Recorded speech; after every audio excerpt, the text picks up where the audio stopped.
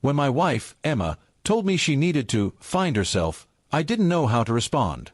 We'd been married for 7 years, through highs, lows, and quiet days that blurred together.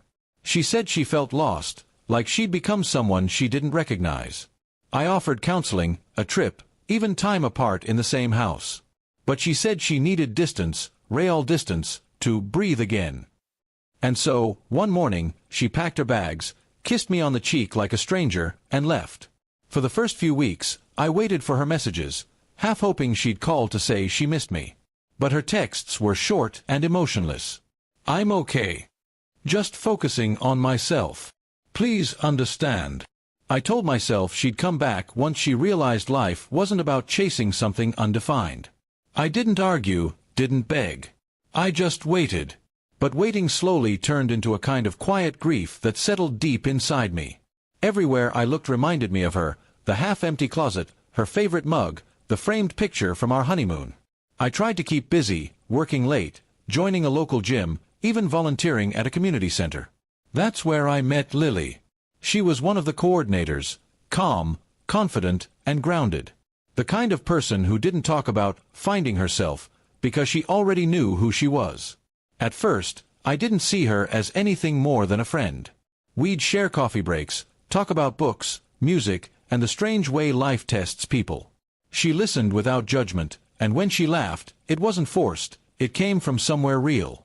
Slowly, her presence filled the empty spaces Emma had left behind. Months passed. I stopped checking my phone for messages that never came. The pain dulled, replaced by a quiet acceptance. One evening, Lily and I stayed late to finish organizing supplies. It started raining, and we waited out the storm together, talking about how people often leave looking for something they already had. That night, for the first time in a long while, I felt peace instead of confusion.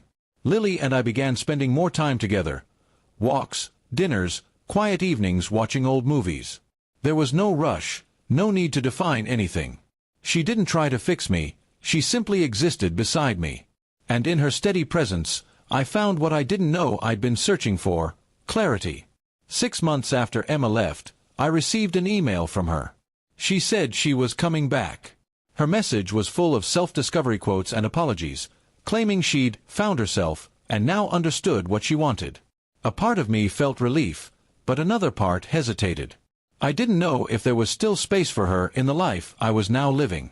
When she arrived, she looked different, lighter somehow, with new clothes and a new haircut. She hugged me as if nothing had happened. "I'm ready to start again," she said confidently.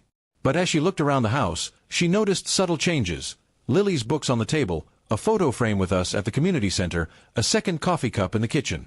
Her smile faltered. "Who's Lily?" she asked, her voice trembling slightly. I didn't hide it. "She's someone who didn't have to leave to understand herself," I said quietly. Emma's eyes widened, confusion and hurt flooding in. "So you moved on?" "I waited," I replied. "For months, I waited for the woman who promised forever. But you left to find yourself.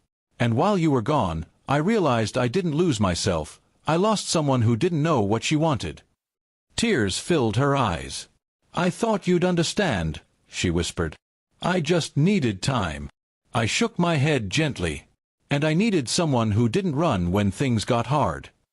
She looked around the home she once knew, her confidence fading into silence. Lily entered the room then, unaware of the storm she'd walked into. She smiled politely, sensing the tension but remaining calm. The contrast between the two women struck me sharply, one grounded, one still searching. Emma finally sighed, her voice breaking. "I thought you'd wait for me." I looked at her with a kind of sadness I couldn't disguise. "I did," I said softly. "But waiting turned into living. And living led me to someone who never needed to go away to understand love." There was no anger, no shouting. Just a quiet truth between us, heavy and undeniable. She nodded, tears falling freely now, and whispered, "I guess I found myself too late." As she walked out of the house, the door closing gently behind her, I felt a strange mix of sorrow and peace. I didn't celebrate her pain or my gain. I simply stood there, realizing that sometimes people leave thinking they'll return to what they left behind, only to find it has moved on. Lily came to stand beside me, slipping her hand into mine. No words were needed. She didn't promise me forever, and I didn't ask. Because real love, I had learned, doesn't need to be found, it only needs to be valued.